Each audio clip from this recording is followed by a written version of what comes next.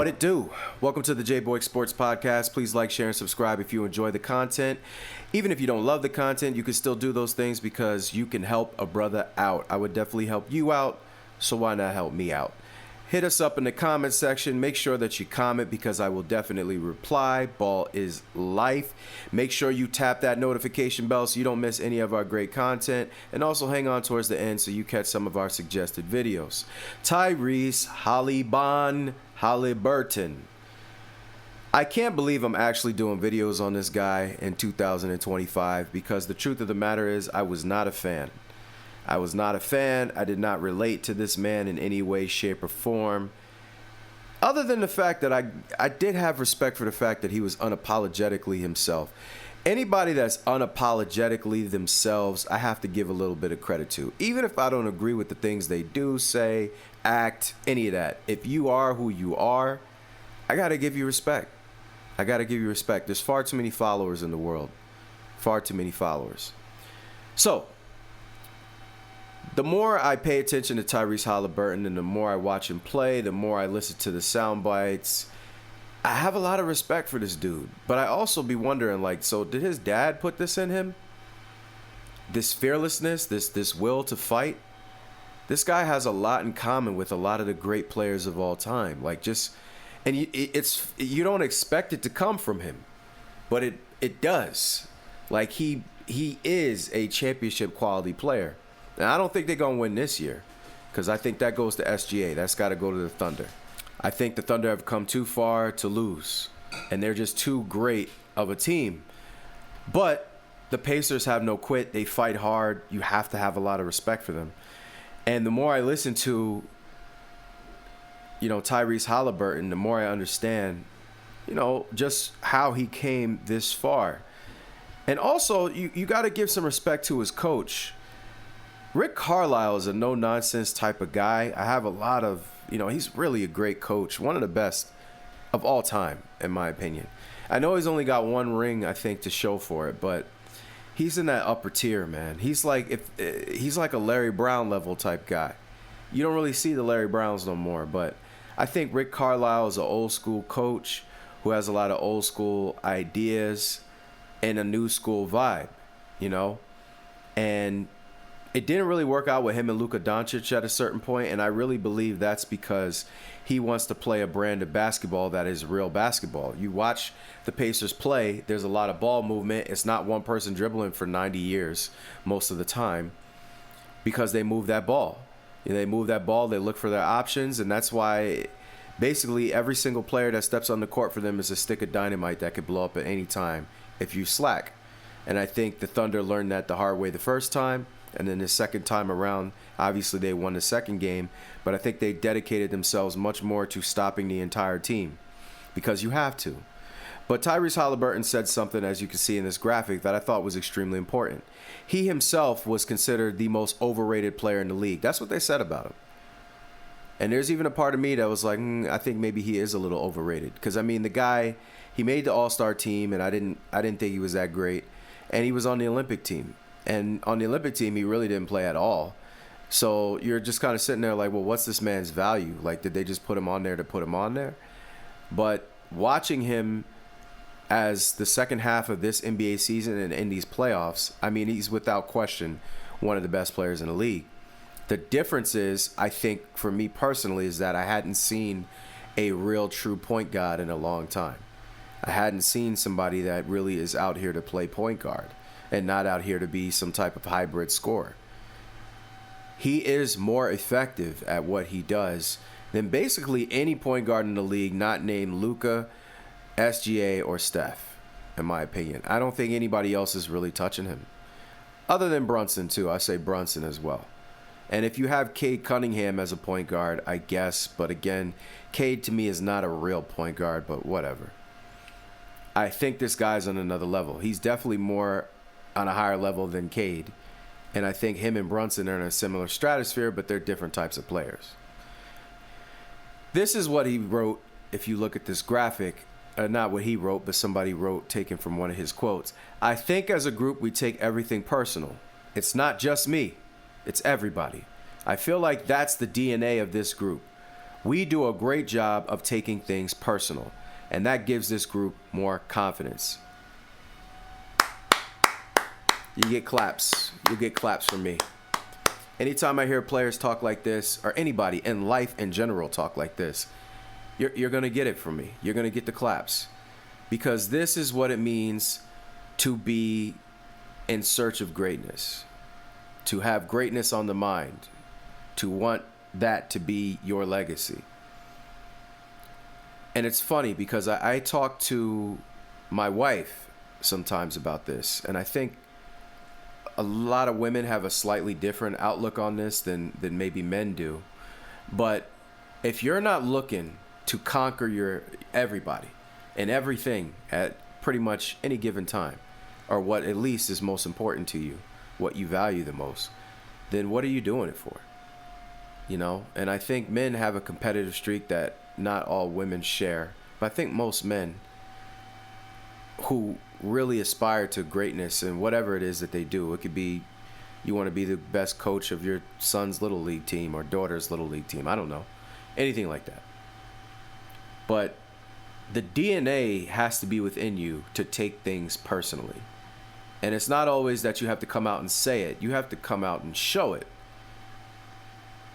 You know, you have to silence your haters, so to speak. And it's good to have haters, right? I think Kobe Bryant once said that if you don't have haters, then you're not doing something right. It was either him or somebody else. And that's the facts of it.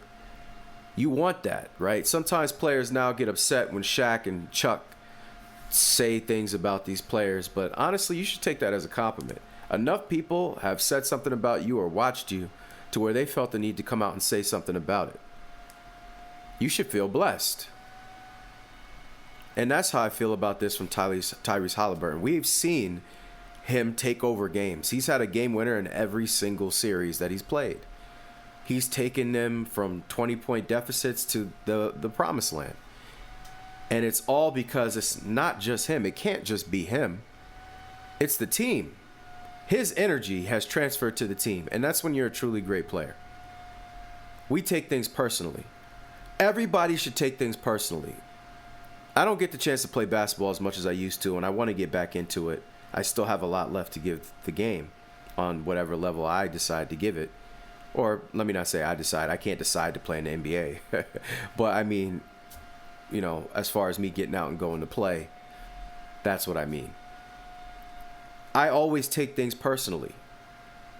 I don't look at the best players on other teams or even the best player in the gym and say to myself like, oh my God, what am I going to do?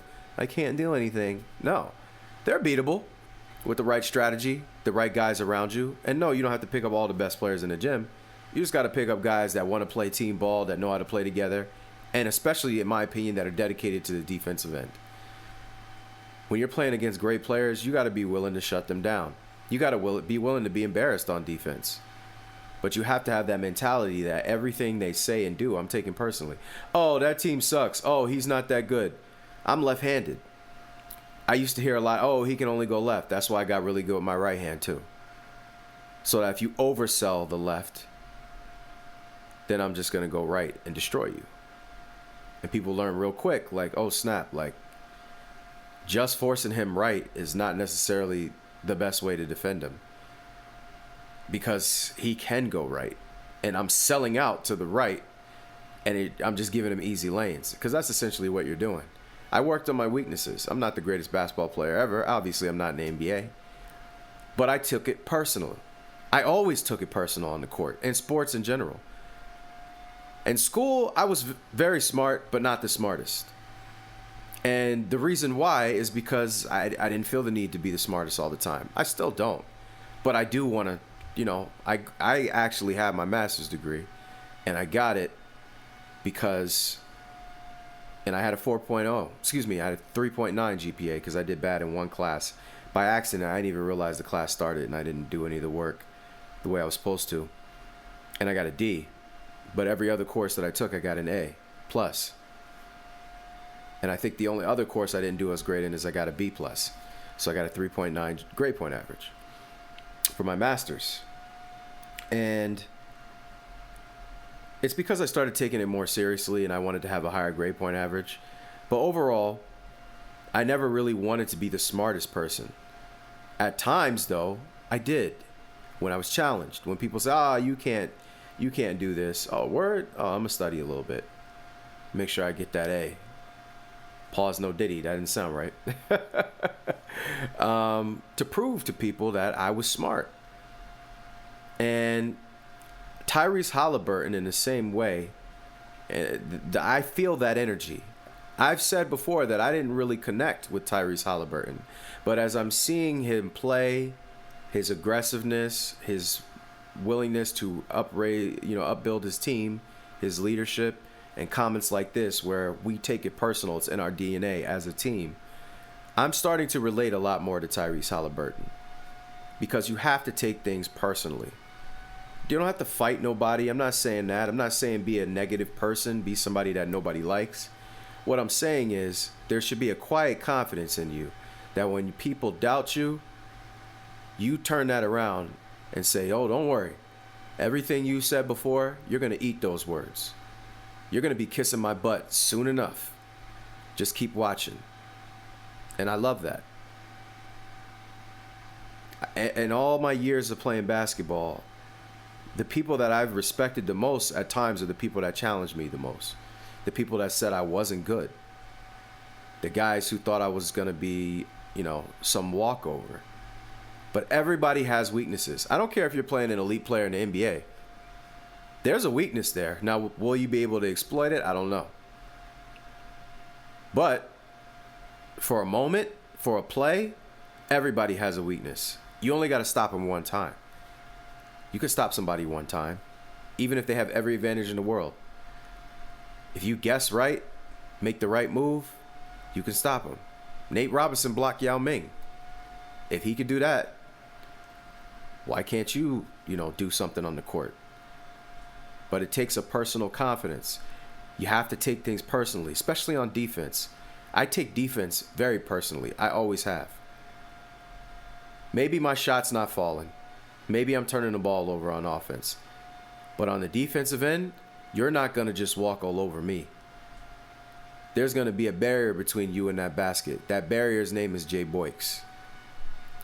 So I thought I'd share this with you guys because I really think that Tyrese Haliburton is starting to appeal to more than just Indiana fans or fans of guys that dress crazy, that talk a lot of trash. He's evolving. And I really appreciate what I'm watching from Tyrese Haliburton. I'm very happy to see it. I have a respect for him that I didn't have before. And I enjoy watching this man play. So, don't be too stubborn, I think is another thing you could take from this. And allow players to grow on you. Don't be set in your ways. Watch things, observe things with an open mind. Listen to even nonsense at times that you think is crazy at first with an open mind. And it might evolve on you, like Tyrese Haliburton did on me. And take things personally. When people doubt you, take it personally. No soft stuff, no friendship, no buddy-buddy crap. Take it personally. Thank you for listening this long. I greatly appreciate you. Like, share, and subscribe if you enjoy the content. Make sure to hit that notification bell so you don't miss any of our great content.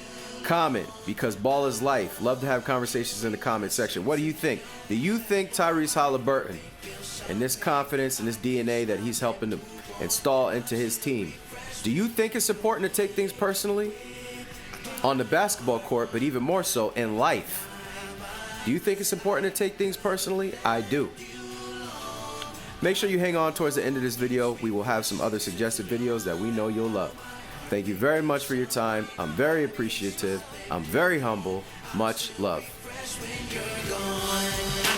That somehow you never get over leaving